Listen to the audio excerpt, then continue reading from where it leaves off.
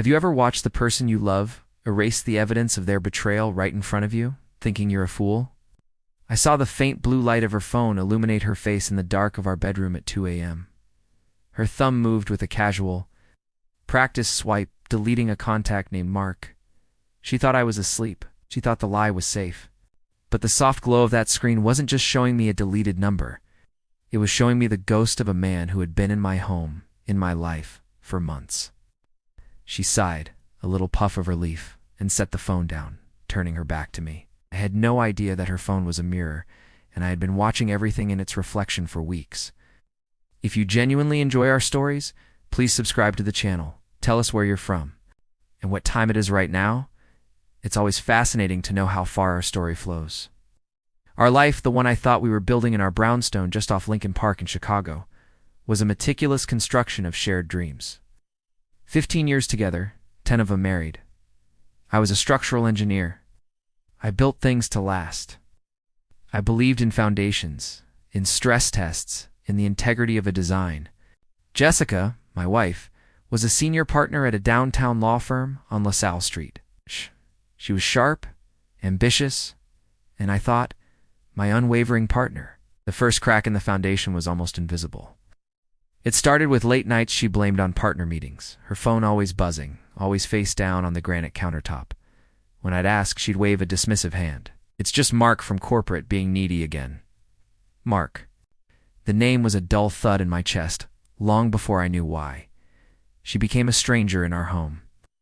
Her laughter, once the soundtrack of our evenings, was now reserved for hushed phone calls she'd take on the balcony, the Chicago wind whipping her words away from me. She grew cold, her touch fleeting.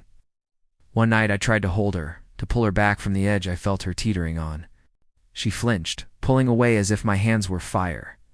God, can you not be so needy? She snapped, her voice like ice. I have a huge case. I'm under a lot of pressure. The humiliation was a physical thing, a hot flush crawling up my neck. I felt small in my own home, an obstacle in the path of her grand, important life. Her affair partner, this Mark, was a senior VP at a client's company. They felt untouchable, wrapped in the arrogance of their shared secret.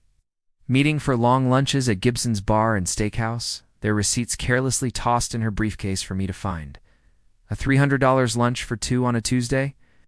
I knew her firm didn't cover that. The breakdown happened on a rainy Thursday. I'd found a hotel keycard in the pocket of her trench coat, the Langham, Chicago, a place we'd talked about staying for our anniversary. I sat in my car across the street from her office, the keycard cold in my hand, and just watched the rain slide down the windshield. The man I was, the loyal, trusting husband, died in that car. Every promise, every shared memory, curdled into poison. I drove home, the city lights blurring through my tears, and in the quiet of my study, I made a decision. I would not be a victim. I would be a strategist. The engineer in me took over. I wasn't just going to tear it all down. I was going to implode it, with the precision of a controlled demolition. The first step was information. I used my engineering software skills to clone her phone. It was shockingly easy. Every text, every deleted photo, every location ping, now streamed directly to my laptop. I watched their conversations unfold in real time. Smug, arrogant texts from him. Fawning, deceptive replies from her. They mocked me. Does he suspect anything? Mark texted one night. She replied.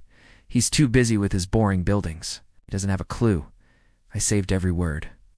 I documented every hotel stay, cross-referencing them with her work calendar and our credit card statements. I hired a private investigator, a grizzled ex-cop, who followed them to a weekend getaway in Lake Geneva, capturing photos of them kissing on a boat, her head thrown back in laughter, a laugh I hadn't heard in years. The proof was my new foundation, solid and damning. The trap was next. Jessica was about to close the biggest deal of her career, a merger with Mark's company that would make her a legend at her firm. She was also in the middle of a vicious internal power struggle for the managing partner position. Her entire professional identity was on the line. I knew her law firm had a strict morality clause for its partners, a detail she'd bragged about years ago. I waited. I let her think she was winning. On the day of the final merger announcement, her firm was hosting a massive celebration at the Art Institute of Chicago. Everyone would be there. All the partners, the clients, the city's legal elite. The night before, as she slept, I packed a single bag. Then I sat in the dark and watched her delete his contact, the final pathetic attempt to cover her tracks. The next morning, she was electric, buzzing with victory. "Wish me luck," she said, kissing my cheek, a hollow gesture. "You won't need it," I replied, my voice even. I sent a single, meticulously organized email. Recipients were the entire board of her law firm, the CEO of Mark's company, and Jessica's personal email. The subject line was simple: regarding the conduct of Jessica Miller and Mark Thorne. Attached was everything: the texts, the hotel receipts, the PI's photos, time-stamped and clear. The final attachment was a short video file from a hidden camera ID placed in our living room, capturing a conversation where she and Mark openly discussed defrauding his company on a minor expense report to fund their trips. Laughing about it, it was checkmate.